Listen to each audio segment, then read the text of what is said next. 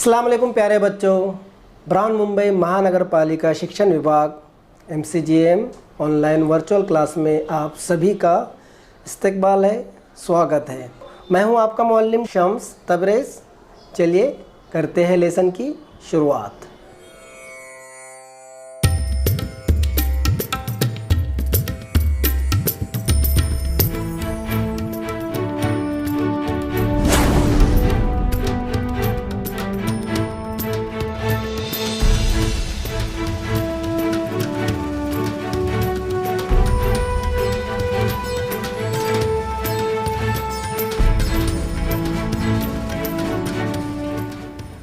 अस्सलाम वालेकुम, कैसे आप लोग?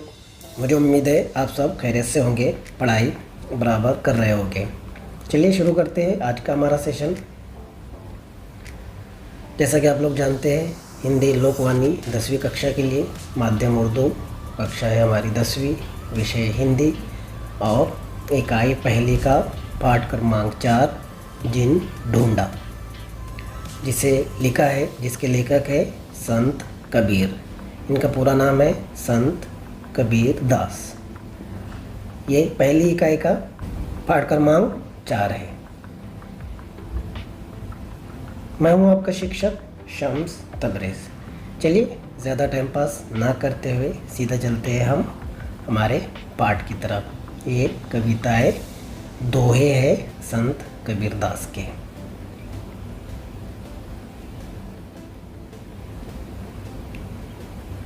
तो जैसा कि आप लोग जानते हैं, आज हम पढ़ने वाले पाठ क्रमांक 4 जिन ढूंढा, जिसे लिखा है संत कबीर जी ने। आइए जान लेते हैं इनका परिचय।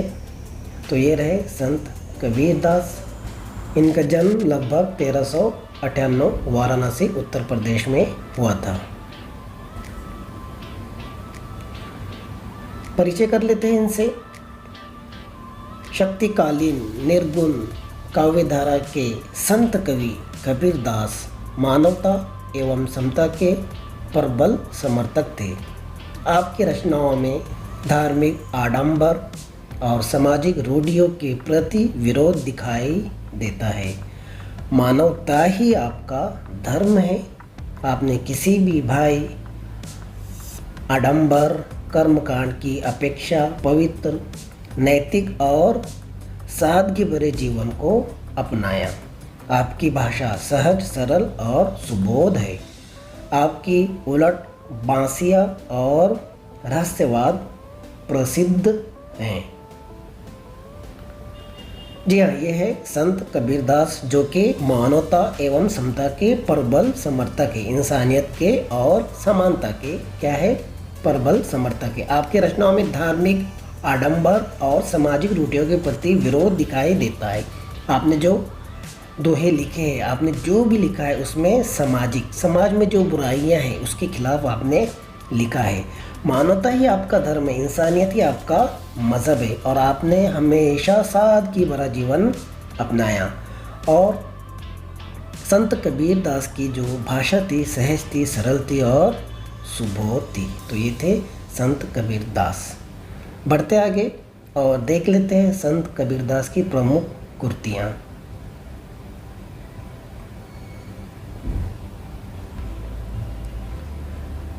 देखते हैं संत कबीर दास की प्रमुख कृतियाँ। साखी, सबद, रमैनी, इन तीनों का संग्रह बीजक नामक ग्रंथ में किया गया है। ये जो ऊपर हमने नाम पढ़े ना, साखी, सबद, रमैनी, इन तीनों का संग्रह बीजक नामक ग्रंथ में किया गया है। ये इनकी प्रमुख कृतियाँ हैं। चलिए बढ़ते आगे और देखते हैं इस पाठ से हमें क्या समझने के लिए मिलता है, जो कि एक कविता है। इस कविता से हमें क्या समझने के लिए मिलता है, संत कबीर दास हमें अपने दोहों के माध्यम से क्या समझाना चाहते हैं। चलिए बढ़ते हैं आगे।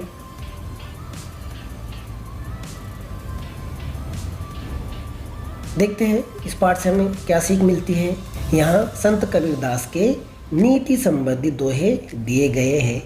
इन दोहों में संत कबीर ने गुरु के महत्व, गुरु शिष्य संबंध, सत्य व्यवहार, परोपकार, सहानुभूति आदि के बारे में अपने विचार व्यक्त किए हैं। जीव, आत्मा, परमात्मा के बारे में भी आपके विचार महनीय चिंतन को प्रेरित करते हैं। तो यहाँ पर हमें संत कबीरदास के दोहे सुनने के लिए मिलेंगे और इन दोहे में उन्होंने क्या कहा है, गुरु और शिष्य। गुरु और शिष्य मतलब टीचर और स्टूडेंट, उस्ताद और शागिर्द के बारे में बताया गया है।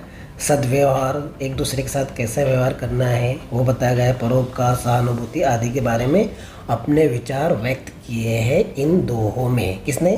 संत कबीरदास में। इसके अलावा जीव, आत्मा, परमात्मा के बारे में भी आपके विचार महनीय चिंतन को प्रेरित करते हैं, वो भी हमें इसमें देखने के लिए मिलेगा। चलिए ज़्यादा टाइम पास ना करते हुए सीधा चलते हैं संत कबीरदास के दोहों की तरफ। तैयार है आप लोग? ओके, चलिए।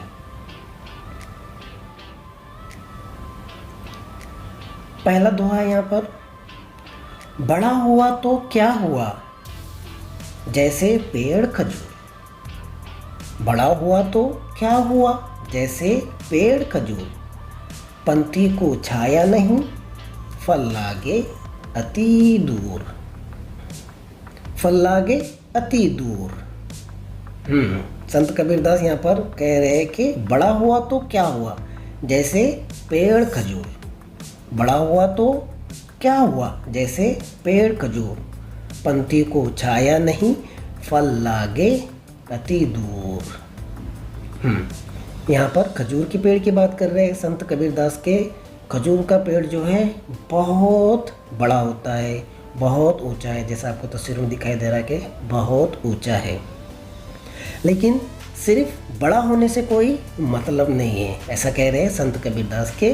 बड़ा हुआ तो क्या हुआ, पंथी को छाया नहीं, ना उससे किसी को छाया मिलती है और फल भी इतने दूर लगते हैं कि उसको तोड़ना बहुत कठिन होता है।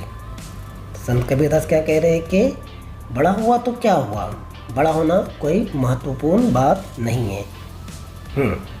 बात क्या है कि उससे छाया मिलना चाहिए, फल मिलना चाहिए, ये कह रहे हैं संत कबीरदास। अब मुझे एक बात बताइए कि यहाँ पर संत कबीरदास खजूर की पेड़ की बात कर रहे हैं क्या? हाँ, समझाने के लिए वो तो खजूर की पेड़ की ही बात कर रहे हैं, लेकिन वो मिसाल दे रहे हैं कि खजूर के पेड़ कितना भी बड़ा हो जाए उससे हमें छाया नहीं मिलती और फल भी बहुत दूर लगते हैं। उसी तरह कोई आदमी कितना भी बड़ा हो जाए वो महत्वपूर्ण नहीं है कि वो कितना बड़ा है। महत्वपूर्ण ये है कि उससे दूसरे लोगों को कितना फ़ायदा मिल रहा है। यहाँ पर ये कहना चाह रहे हैं संत कबीरदास के लोग तो बड़े हो जाते हैं और इतने बड़े हो जाते हैं कि वो फिर किसी की तरफ देखते भी नहीं है और उनको बाकी सब लोग छोटे छोटे दिखाई देते हैं, क्योंकि वो तो बहुत ऊपर चले गए होते हैं ना, इसलिए उनको दूसरे लोग छोटे छोटे दिखाई देते हैं और वो उनकी तरफ ज़रा सा भी ध्यान नहीं देते हैं। हाँ, बड़ा होना महत्वपूर्ण नहीं है, महत्वपूर्ण ये है, संत कबीरदास कह रहे हैं कि आपकी वजह से दूसरे लोगों को क्या मिलता है, आपकी वजह से दूसरे लोगों को क्या फ़ायदा मिलता है, आप उनकी किस तरह मदद कर पाते हैं, किस तरह उनके दुखों को, तकलीफ़ों को दूर कर पाते हैं। जैसे यहाँ पे आपको दिख रहा है कि दूसरा पेड़ जो है वो क्या दे रहा है, छाया दे रहा है, तो उसके नीचे आदमी बैठा है, सोया है। आपने भी देखे होंगे गाँव में बहुत से लोग दरख्त की छाया के अंदर बैठे रहते हैं, छाया के नीचे बैठे रहते हैं, दरख्त के नीचे बैठे रहते हैं। और अभी तो गर्मियों का सीज़न है, हाँ, ऐसे वक्त में तो पेड़ के नीचे बहुत अच्छा लगता है।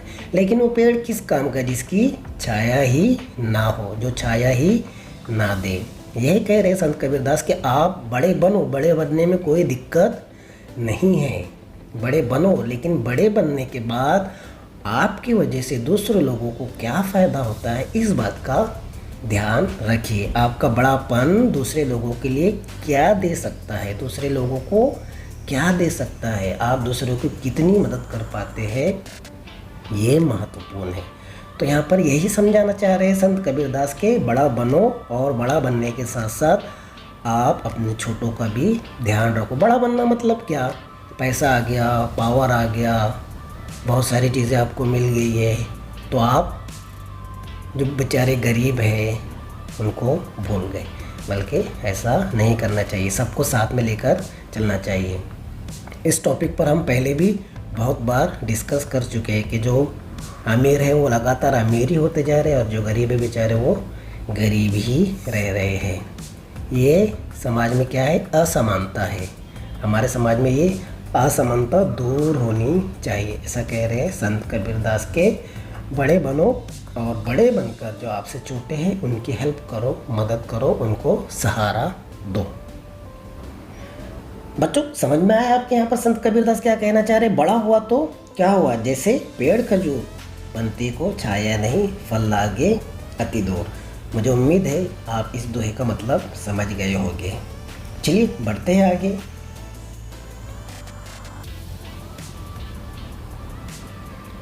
अभी देखते हैं अगला दोहा क्या है। शिष्य को ऐसा चाहिए गुरु को सब कुछ दे। गुरु को ऐसा चाहिए शिष्य से कुछ नहीं ले। क्या कह रहे हैं यहाँ पर संत कबीरदास? शिष्य को ऐसा चाहिए गुरु को सब कुछ दे। गुरु को ऐसा चाहिए शिष्य से कुछ नहीं ले। शिष्य का मतलब होता है शागिर्द और गुरु का मतलब होता है उस्ताद। तो यहाँ पर कह रहे हैं कि ऐसा गुरु होना चाहिए कि वो सिर्फ क्या करे, देते ही रहे, अपना ज्ञान बांटते ही रहे। और शिष्य ऐसा होना चाहिए कि उसके पास जो कुछ भी है वो सब गुरु को दे दे। और गुरु कैसा चाहिए कि वो शिष्य से कुछ नहीं ले, सिर्फ उसको देता ही रहे। ऐसा उस्ताद होना चाहिए। कैसा उस्ताद होना चाहिए बोल रहे हैं संत कबीरदास की कि वो क्या करे, शिष्य से कुछ नहीं ले। अपना जो शिष्य है, अपना जो शागिर्द है उससे कुछ नहीं ले। तो यहाँ पर संत कबीरदास जी गुरु का मतलब बता रहे हैं कि गुरु कितना महान होता है और उसका शिष्य होना भी महान ही होता है। आजकल आपने देखे हैं कि सब चीज़ें पैसों के बलबूते पर खरीदी जा रही है, बराबर ना। जो बड़े बड़े लोग रहते हैं जिनके पास बहुत पैसा रहता है वो घर पे ट्यूटर लगाते हैं, बच्चे के लिए घर पे टीचर आता है, उनको पढ़ाता है। लेकिन यहाँ पे संत कबीरदास जी कह रहे हैं कि गुरु ऐसा हो कि वो शिष्य से कुछ ना ले, कुछ भी ना ले। और शिष्य ऐसा होना चाहिए कि वो गुरु को सब कुछ दे दे। गुरु दक्षिणा तो होती ही है, जैसा कि आप लोगों ने तो सुना ही होगा गुरु दक्षिणा। गुरु दक्षिणा एक अलग चीज़ होती है, लेकिन यहाँ पे बता रहे हैं कि वो शिष्य और गुरु किस तरह होना चाहिए। गुरु का महत्व बता रहे हैं, शिष्य का महत्व बता रहे हैं। गुरु कैसा होना चाहिए कि वो ज्ञान बांटता ही रहे, और गुरु कैसा होता है, वो अपने शिष्य को, अपने शागिर्द को तैयार करता है हर मुसीबत के लिए। हर आने वाली मुसीबत, तकलीफ़, परेशानी के लिए वो उसको तैयार करता है, उसको इल्म देता है। उसको शुरू से उसको कुछ भी नहीं आता है, उसको पढ़ना सिखाता है, लिखना सिखाता है, बोलना सिखाता है, सही तरीके से समझना सिखाता है। इस तरह होता है गुरु। गुरु के पास आकर ही एक शिष्य सही मायने में शिष्य कहलाता है। अगर किसी शिष्य को गुरु ना मिले तो वह शिष्य भी सही नहीं होता जब तक उसको गुरु ना मिले। यहाँ पर डिस्प्ले पर आपको एक तस्वीर दिखाई दे रही है, आप तो समझ ही गए होंगे कि ये किसकी तस्वीर है। डॉक्टर सर्वपल्ली राधाकृष्णन की ये तस्वीर है। इनके जन्मदिन पर यानी कि 5 सितंबर को हम शिक्षक दिवस मनाते हैं। तो यहाँ पर संत कबीरदास एक तरफ कह रहे हैं कि शिष्य ऐसा होना चाहिए कि वो गुरु को सब कुछ दे दे। शिष्य कैसा होना चाहिए कि वो गुरु को सब कुछ दे दे। और दूसरी तरफ संत कबीरदास ऐसा कह रहे हैं कि गुरु ऐसा होना चाहिए कि वो शिष्य से कुछ भी ना ले। ये होती है महान सोच। इस तरह होना चाहिए एक शिक्षक और इस तरह होना चाहिए एक शिष्य, इस तरह होना चाहिए उस्ताद और शागिर्द की जोड़ी, क्योंकि शागिर्द जो है अपने उस्ताद से ही सब कुछ सीखता है, अपने गुरु से ही सब कुछ सीखता है। समझ में आ रहा है आपके? चलिए बढ़ते हैं आगे।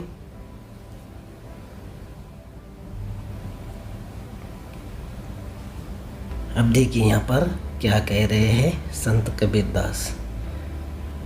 कबीरा संगत साधु की जो गंदी की बास, जो कुछ गंदी दे नहीं तो भी बास सुबास।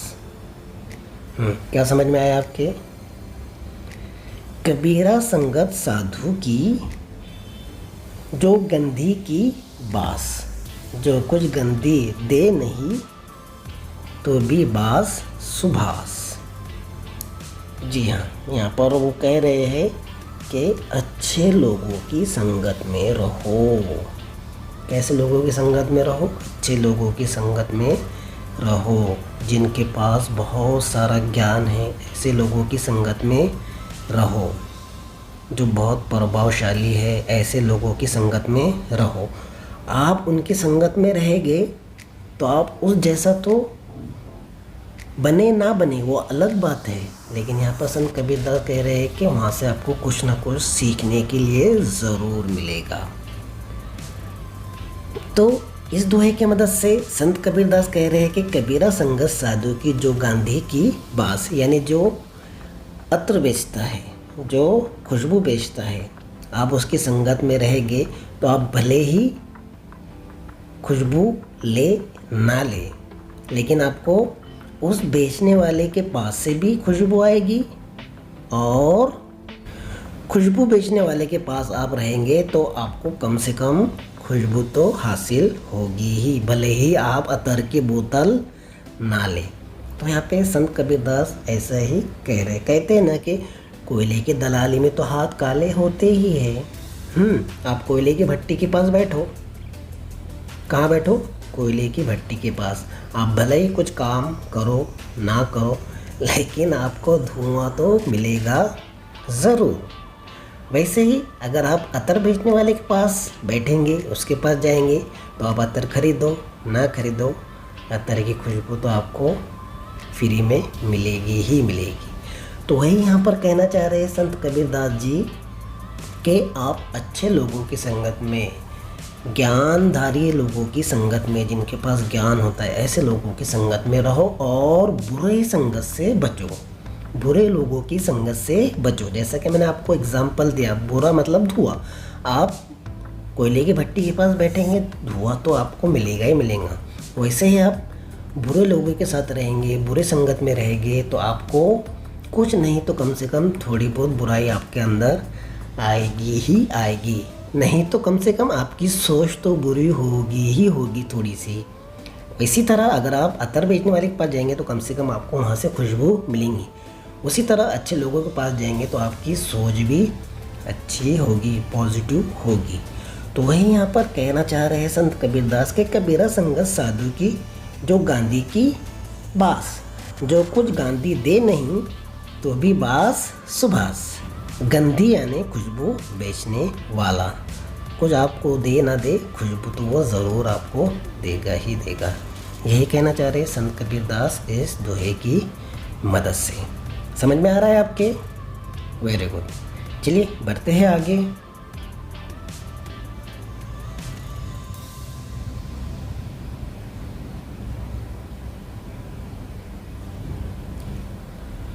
अब देखते हैं यहाँ पर क्या कह रहे हैं संत कबीरदास। दुर्बल को ना सताइए, दुर्बल को ना सताइए, जाकी मोटी हाय। दुर्बल को ना सताइए, जाकी मोटी हाय। बिना जीव की श्वास से लो भस्म हवे जाए। दुर्बल को ना सताइए, जाकी मोटी हाय।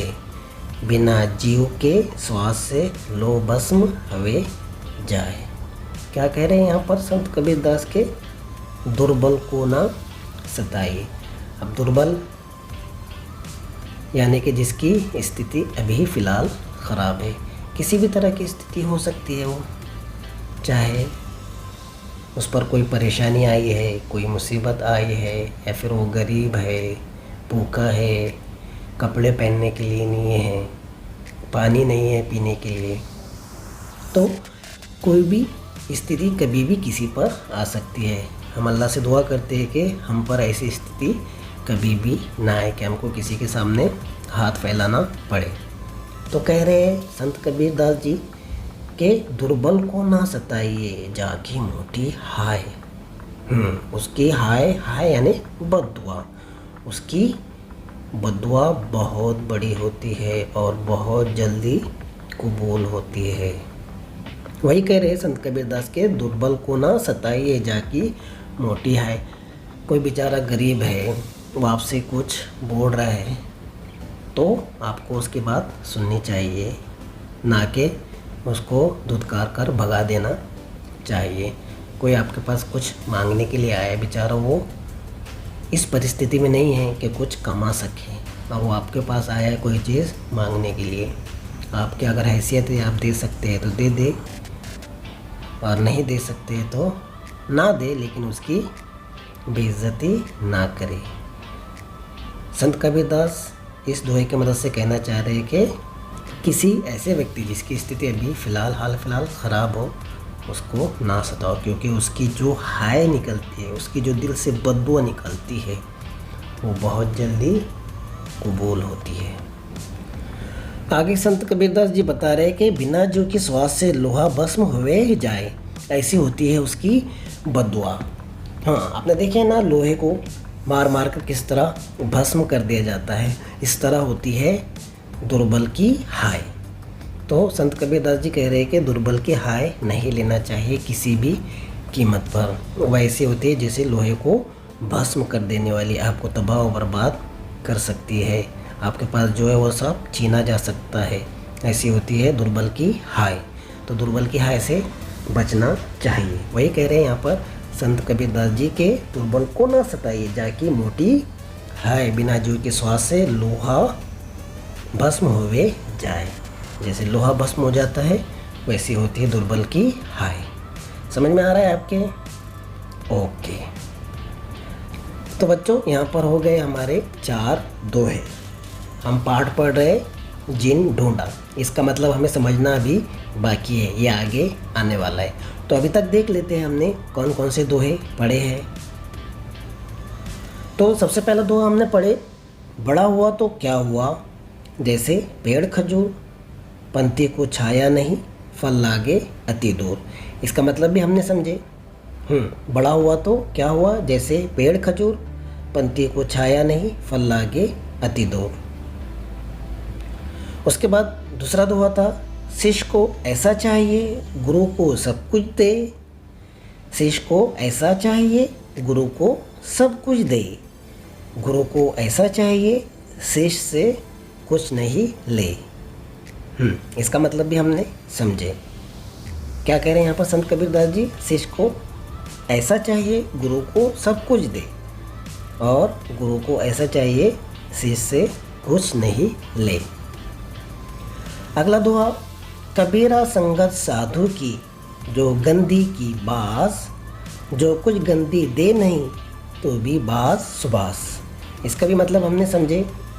कबीरा संगत साधु की, जो गंदी की बास, जो कुछ गंदी दे नहीं तो भी बास सुबास। और उसके बाद हमने जो दोहा देखे वो ये है कि दुर्बल को ना सताइए, जाकी मोटी हाय, बिना जीव की श्वास से लोह भस्म होवे जाए। तो बच्चों, आज हमने 4 दोहे पढ़े, जो कि मैंने आपको पढ़ाया और समझाया भी हो, और मुझे उम्मीद है आपके कुछ ना कुछ समझ में ज़रूर आया होगा। तो बच्चों, आप ये दोहे पढ़िए और उसको समझिए, और जो हमारे दोहे अगले बच गए हैं, हम उसको अगले वीडियो में कवर करेंगे, और इंशाअल्लाह अगले वीडियो में उसको ख़त्म कर देंगे। तो बच्चों, आज की वीडियो में बस इतना ही। मुझे उम्मीद है आज का ये वीडियो आपको पसंद आया होगा, और जो दोहे हमने पढ़े उसका मतलब आपको समझ में आया होगा, और आप इंशाल्लाह उस पर अमल करेंगे। तो बच्चों आज की वीडियो में बस इतना ही, मिलते हैं नेक्स्ट वीडियो में। तब तक के लिए अपना ख्याल रखिए, बाहर मत निकलिए, पढ़ाई बराबर करते रहिए। मिलते हैं नेक्स्ट वीडियो में, तब तक के लिए टेक केयर।